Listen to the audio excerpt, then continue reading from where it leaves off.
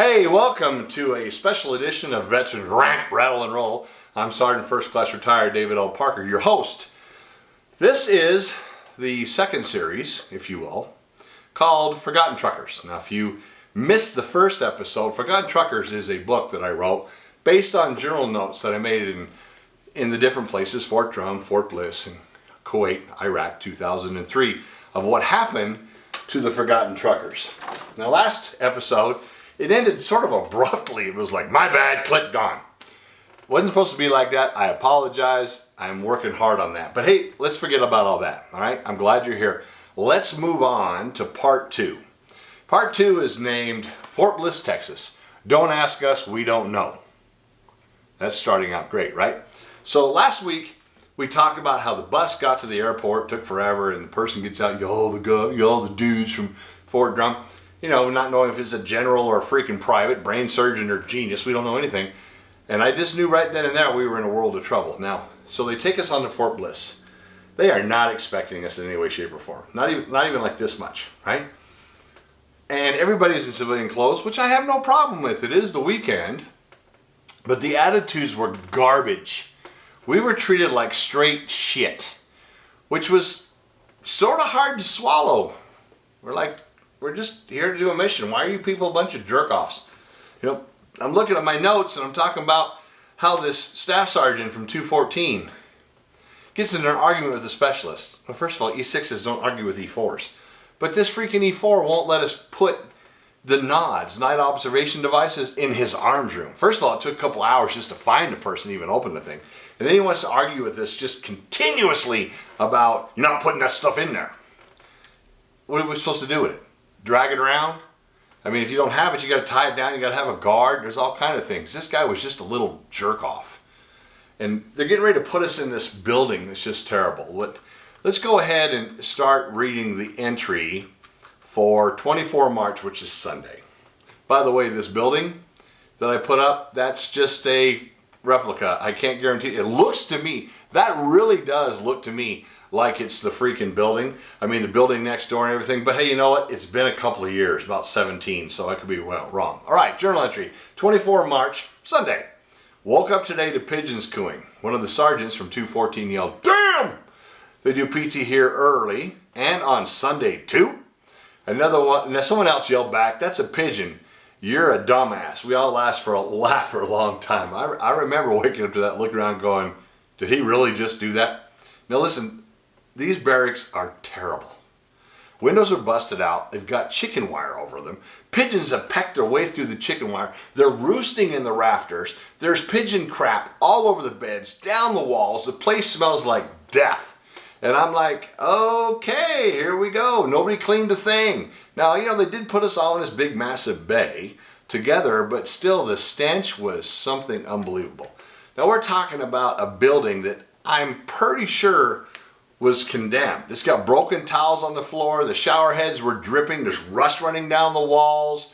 There's puddles of rusty water on the floor. I mean, you know what water smells like when it's been sitting somewhere for months? Smells like straight out of the sewer, right? Just terrible. The toilets are all stained and they're broken. This building is just crazy. Now, I'm shocked, literally shocked they put soldiers in the building. Now, we're on a military base that the United States Sergeant Major Academy is on. And it's got to be condemned because even as a retired senior NCO today, I still can't fathom why they put us in this building. I don't get it. We'd have been better off sleeping in the field out in the front. Put porta potties up. I mean, this was nasty. I mean, it was straight nasty. Next entry. About 10 o'clock, soldiers start showing up from major to private from all over the Army. 25th Division in Hawaii, Fort Hood, Fort Riley, Fort Bragg, Fort Sill, Fort Benning, Fort Campbell, and nobody knows anything. End of entry. Now think about it. We showed up on a Saturday, and they were grumpy. These people are showing up on a Sunday. How do you think they were treated? And we got every rank from private all the way to major. And they're getting treated like they're garbage. A young E5 like me, okay, not young, but an E5 like me isn't gonna, you know, I got nothing. Just a piece of garbage according to this unit. Next entry. Sergeant First Class R is now my platoon sergeant. He's been an instructor at the basic non-commissioned officer course for the past 2.5 years. was promoted to Sergeant First Class this past January. Seems like a really good guy. Sergeant First Class F is the first sergeant. Sergeant First Class H just came from the Army Combative School at Fort Benning, Georgia. Most soldiers here are E4 and below, along with being the unwanted and waste of their companies. Many have been on range control detail or working in gym handing out towels. Talk to many, most have not done their job in a year or more. What the hell is going on? We're living in 60-person bays. We, the 10th Mountain, have been able to bunk together, but now they've busted us up into 2 platoons. End of the entry. This is mayhem. This is soldiers showing up, they got nothing. They don't know nothing, they're getting told nothing. You got people copping attitudes at them, so of course they're copping attitudes back. You got all these senior NCOs showing up, which appeared like was going to be a great thing. But it's still chaos. We don't know what's going on. We don't know which way's up, left, or right. Now the military, as you know, has all these standards you're supposed to follow, but there wasn't one to be seen. In the next few years, by the time I retired at 22 years in the Army, I still think back to what happened, and I'm like, I don't understand. Nothing was even recognizable as military, especially the unit running this place. All right, let's go ahead. Next entry, same day, 2200, 10 o'clock at night. Welcome brief was not good. A lieutenant colonel gave the summary, and as always, he didn't know anything either. He knows we're going to Kuwait, but what we will do there or who we will be with, no one knows. So we have been ordered not to ask. We had almost 2 hours of welcome briefs talk about boring. End of entry. 2200, they gave us a welcome brief that told us nothing and told us how everything was going to work, which it didn't follow anything, for 2 hours. So now it's midnight. Some of these troops have been traveling all day. Not that losing some sleep is not a normal thing in the military. But holy crap, to be treated this way was just weird. And you got the commander going, don't ask me, I don't know nothing. Don't ask me, don't waste my soldiers' time by asking them anything. What the? Next entry. Same night, this is like after midnight, okay? This place is being run by reservists from Oregon. They have been here for 2 weeks, and this is going to be fun. Just got informed the building we are in has been condemned. Told you. It's been empty for 2 years. And there are no phones, few working showers, not to mention toilets. But they got one of the base showers working. One! And that we will have to be bused to chow. There's no mess hall or shop at within 5 miles. End of entry. Building's been closed for 2 years. Rotting. Now it's filling up with soldiers. Can't shower. Can't use the toilet. You're literally lined up to use one commode. The unit's been there 2 weeks. Couldn't get anything fixed? Probably because they're too busy worried about being off, right? Now some people may listen to this episode and go, this guy's really being rough on the reservists. I'm telling you, they were not soldiers. They were civilians in uniform. And I go, okay, that's what the reserves are. But give me a break. Can we run it like this much, like an Army unit? Maybe this much? Just a little bit, please. Right, so I'm reading my notes. The fact that an officer gave us an order not to ask him what the mission was because they didn't know was just hard for me to believe. But after what I've been seeing, anything was possible. It made perfectly good sense to me. Because, you know, as I said, reservists are part-time soldiers. Since they are being treated like crap from Fort Bliss, hence the building everyone is in, they're treating us like crap, right? Now, the Army's really good at organizing soldiers into platoons and building units, so they started doing that. But it was obvious to everybody that the Army wasn't ready for this mission. It was like the last minute somebody went, oh yeah, wait, we better do this. And now, here I am in the middle of it. Now, that day, I'm sitting outside and having a smoke. And I'm talking to this soldier. But I don't know he's a soldier. He's so big that I was sure he was a contractor or somebody who worked on Bliss. I'm talking big. I'm not a little guy, and I could stand behind him and you wouldn't see me. He'd been there for 3 weeks, a couple of weeks.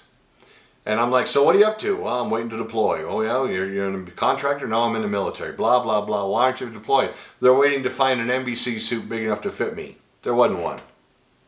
So Obviously they had done this before. Obviously this unit had put some people on planes to Kuwait. Obviously they'd gone down this road. How in the heck are they this chewed up 2 weeks later? How in the heck are they treating people this bad 2 weeks later? Because they don't give a damn. They still didn't. All right. Next entry, 25 March, Monday. Today is, that should have been 24, but hey, whatever. Today is SRP, SRC hell. Had to yet again visit all the stations. Even though we did them at Fort Drum, I was given another 4 shots today. End of entry. SRP, Soldier Readiness Program, SRC, Soldier Readiness Check. They're going to make sure your life insurance is good to go, your health records are good to go, you don't have a profile that says, don't deploy. They're going to make sure that you got all kinds of things squared away. And because the shot records don't update automatic, they automatically give you more shots. I'm sure sometime in my 60s, ain't that far away, I'm probably going to grow a 3rd arm or something. I mean, they just love to give you shots. Next entry. We were given IRR, Inactive Ready Reserve, and National Guard and Reservist briefings today. Finally, after a couple of hours of this, an E7 stood up and asked why we had to go through all this. Everyone in the room is active duty. The look on their face was fantastic. They had no idea. End of quote. This yet again shows us that they neither didn't care, didn't want to care, they weren't informed, didn't want to be informed, and there was no guidance coming from anybody. Why in the hell would you be giving a brief to active duty soldiers about how being deployed or activated, I think it's called, is going to affect your retirement plan? We're not reservists. We're not National Guard. We're not called up. We're volunteers, voluntold. This is what we do for a living, not for the weekend. But they don't care. They don't know. They have no idea, right? Same day.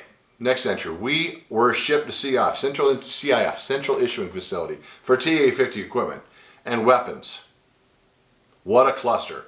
These soldiers here have no weapons. Sent to war by their units with no weapons. Some came with nothing at all, no equipment, nothing but themselves. What were they thinking, end of quote. I still shake my head today, I really do. Units, it was crazy, right? Here I am in CIF. Now, the 10th Mountain guys, we bring our weapons, we bring some equipment, we have some stuff, but you know, it's everybody on the bus. So we get on the bus, we go to CIF, and now they're trying to force us, literally force us to take equipment from CIF. Now, if you've never been in the military, you might not know this, but if you have, you know this. When you get to your base, you go to CIF and they give you equipment. Why in the world the Army's never evolved to where they give it to you when you come in and you take it everywhere you go is beyond me. But anyway, so here I am in CIF, and I've already got everything I need, and they're literally going, you're going to sign for this, you're going to take this is what, rah, rah, rah. And I'm like, I ain't signing for shit. Nada. I mean, literally getting into freaking arguments with people, letting you get told by a civilian, you're going to take this, shut up and sign it. How about you shut up and sign it? I'm not taking it. The E7 that was, in charge of me had to step in and go, this is enough, y'all stop. And I'm not signing for it, because I'm not paying for it. By the way, that statement right there haunts me later, right? But how about the no weapon thing? Now, earlier in the first episode, I talked about how my unit tried to stop me from taking my weapon. But these other units did it. What kind of leadership failure is it when you send a soldier to deploy with no weapon? I don't care if my first arm was right and they are going to serve coffee in tents. What's that all about? I remember being threatened with an Article 15 for not triple checking, not double checking, not just checking plates and body armor on the range. So I almost got myself in a hot mess because I wasn't at Fort Drum. I didn't check enough times. Enough times? Not that I didn't check once or twice. I'm telling you, I didn't check enough times and my E7 went boom because the guy ends up on the range. I had a soldier who literally took his plates out of his vest and then went onto the range after I checked it. But yet, that's going to get me in a world of crap, but people are sending people to Fort Bliss with nothing? Okay, next entry. Sergeant First Class F, and the first sergeant is a true blue asshole. He's an E7 filling the position and it's going to his head. End of quote. Now remember, I was an old E5, and my observation of that time maybe is a little different now, being a retired E7. But there was some things about this that were strange. We got all these senior NCOs, E7s, came from the schoolhouse at Fort Benning or different bases. Now, is that uncommon? No, it's not uncommon. is common. But sometimes an NCO will go to a schoolhouse for a while, and all they do is teach certain standards, and things are sort of tough, right? And you know, it can be a little lacking. Now, if I was taken out of my infantry job for a couple of years, or any job that I had in the military, and then thrown right back into it, I may have a hard time. And so I think these guys had a really hard time. You know, we're talking about short suspenses. Now, it says right here, I later learned that the unit had been there for 2 months. We were the second group they would ship forward, making everything didn't do much worse. I mean, it's just the lack of instructions and orders was crazy. Soldiers being sent again with weapons to Fort Bliss, just crazy. Now, the briefings were getting their death by PowerPoint, so they take forever, and they don't give us any information. Remember, don't ask, we don't know. It was just crazy. I watched an E5 telling E7, I'm going to do what you say, I don't work for you. What? You're not in my unit. Screw you, I ain't going to do what you say. I'm telling you that the TV show MASH had better discipline than this unit we're dealing with. Okay, let's move on. 26 March. Pre-marksmanship instructor for 6 hours today. Indoor laser range that are pretty cool. All ranges are being run by the National Guard Special Forces unit, at least everyone that I knew of at that time. It's really good training. Well, for the infantry it is. The others were having a hard time for sure. Ran into an SFC I worked with in the National Guard today.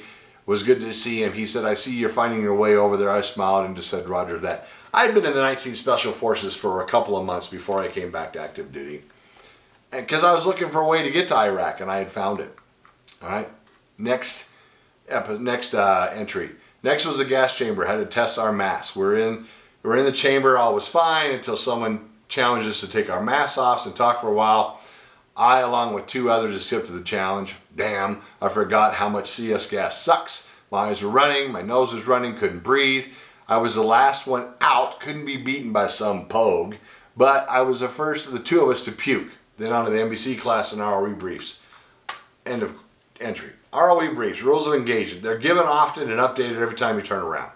You know, ROE doesn't stay the same for a week. You know, it's just, you gotta imagine the thoughts going through my head here. Maybe 15 infantrymen in a group of 250. So what exactly are we here to do?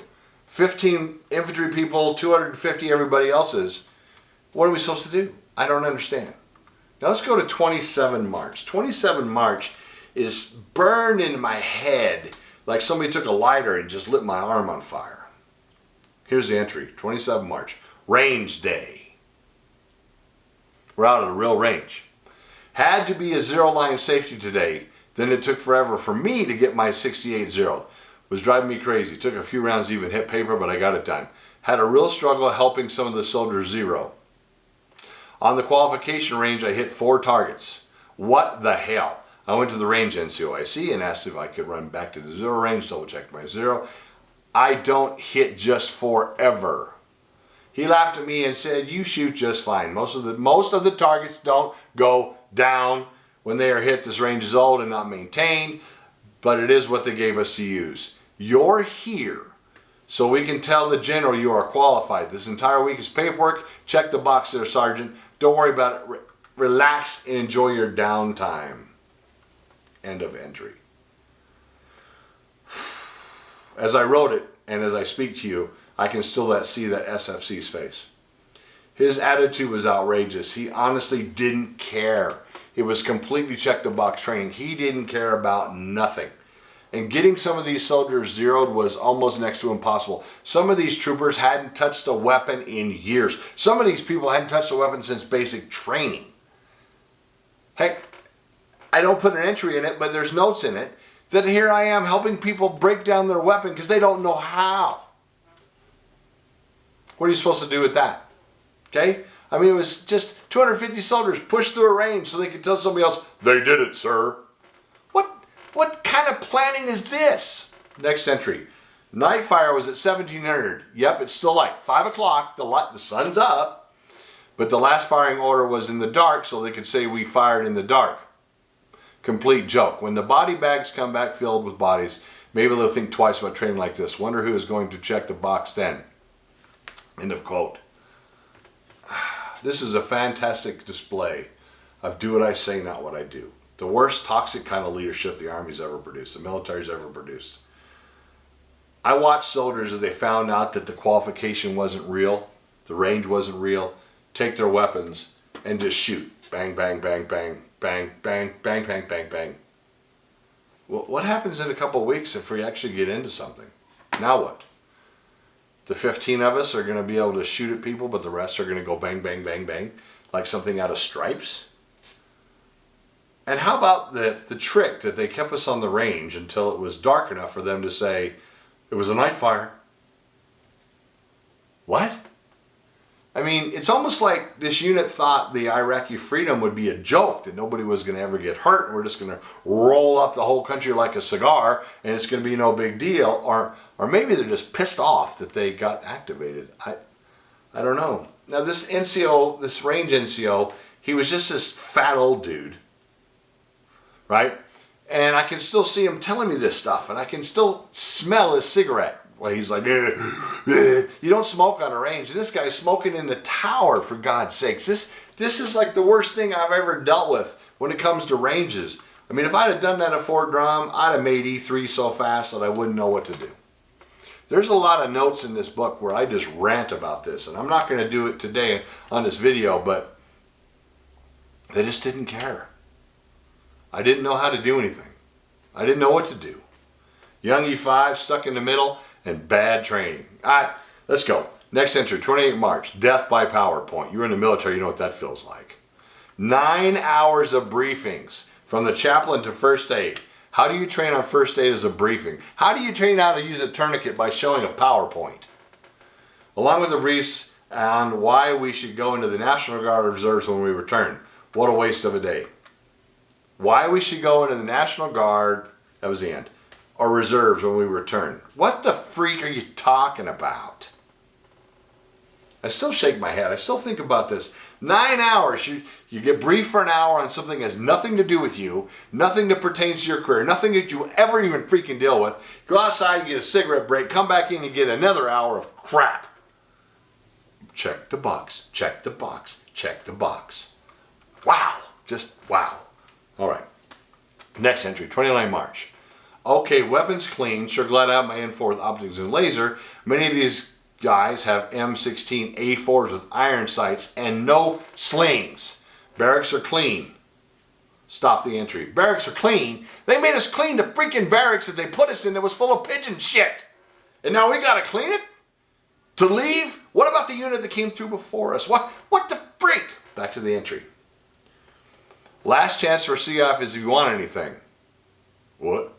Which makes no sense. Now, let me throw this in there. Stop the entry. This is the crazy part, right? This is nuts. Continue with the entry. Only allowed to take 2 duffel bags and a carry-on along with your ruck. Everything else has to stay here at Fort Bliss. We all have to come back here to go to our units. Stop the entry. So all the equipment that we brought, we can only take so much. Now I ain't taking 2 duffel bags to Iraq. It goes in this container because I have to return to Fort Bliss to get my equipment to out-process this unit to go back to Drum. So my way in is through these people and my way out is through these people. And I'm telling you, I'm standing there going, oh my God, I can't imagine what getting out of these people is going to be like. All right, back to the entry. Still no one knows what our mission is. Some say we're going to be an experimental unit. What? To see how we fare in combat. Stop the entry. That was a terrifying rumor. Now I'm smart enough to realize it was a rumor, but just the thought of that was like, oh crap. Back to the entry. Of this, I'm sure that is bullshit.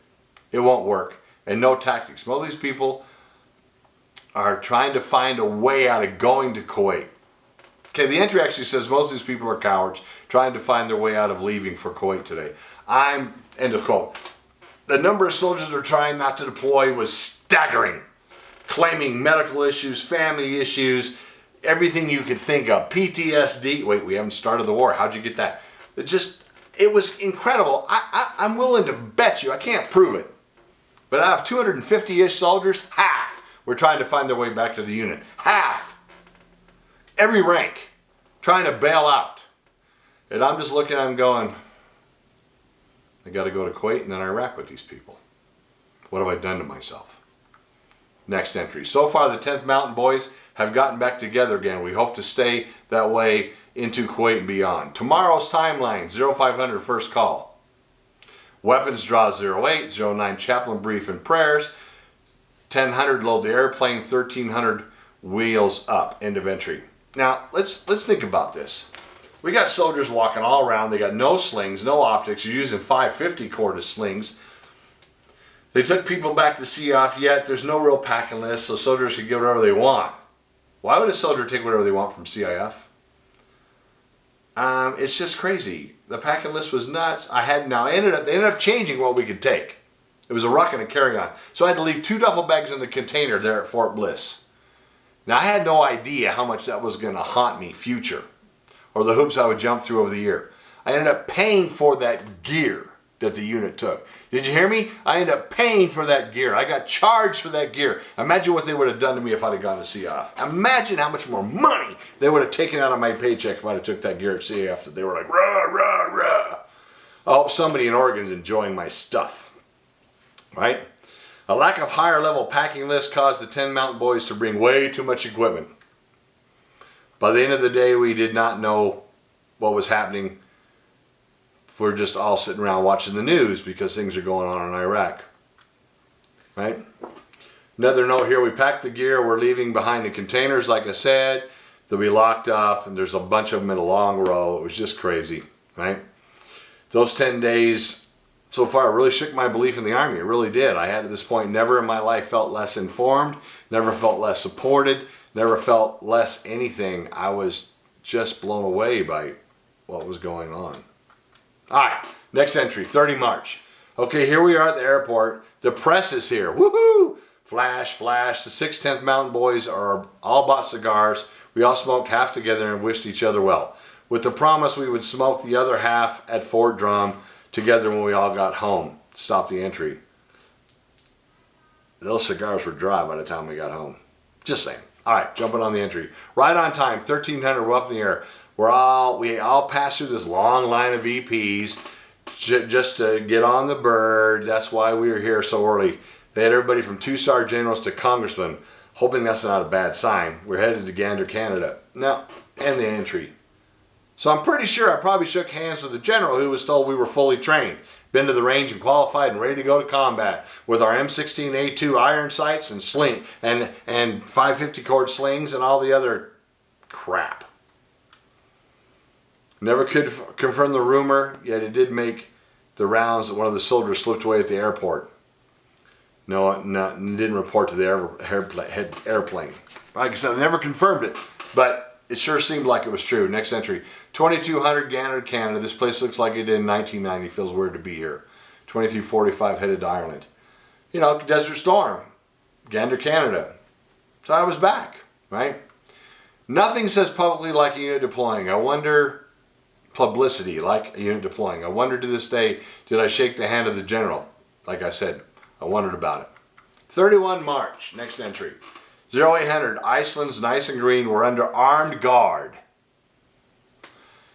and closely watched. This place is surrounded by all kinds of armed people. The accent is too strong for me to understand them. End of entry. The guards are carrying MP5s, and you would swear they watched us like we were criminals. Like we're going to bust out into Ireland or something and steal all the whiskey. I don't know. I found it funny. Next entry. Sergeant First Class F is being a kindergarten level teacher. Wants everyone to be in groups of no less than 5. Even to go to the latrine. Afraid we might be targets of terrorists or something. The armed guards are not allowing the civilians into the wing of the airport. Who is he afraid of? 10:30 headed to Greece. End of entry. Now we're doing a head count literally like every 20 minutes. Up and down through the airport. We get on the airplane, up and down the airplane. It's just crazy. But why would an E7, being a retired one, I don't get this. I understand a battle buddy. I understand small groups, but no less than 5. So if somebody's got to use the bathroom, 5 people got to stand up and go in a secure wing of the airport. Whatever.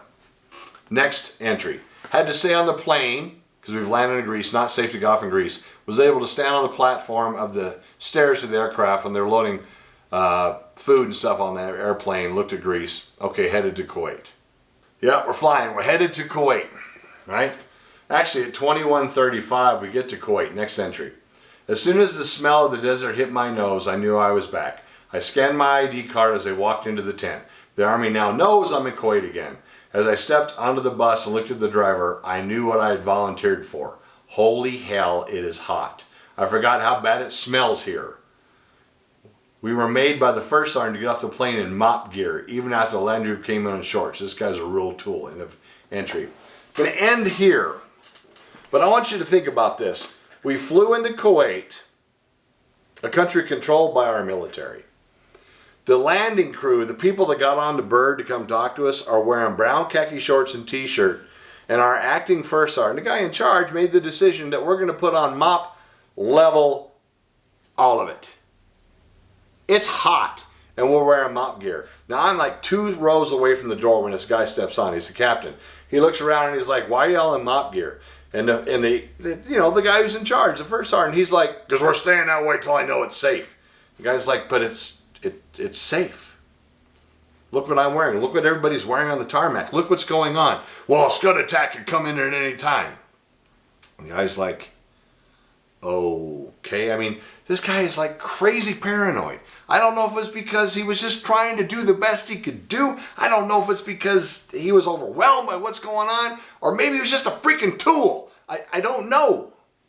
I think about it today, and I can't see myself leading that way. I can't see myself acting that way. I can't see myself landing somewhere where the Army's already taken over and been there for months and jumping to conclusions and making crazy stuff. All right, so now we've gone from March 19th to where are we at here?